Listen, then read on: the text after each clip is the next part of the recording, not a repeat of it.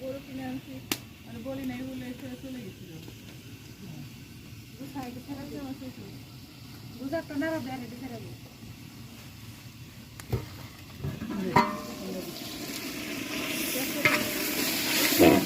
ধরছে ইধার আলু দিয়ে দে আলু দিয়ে দে আলু দে এখন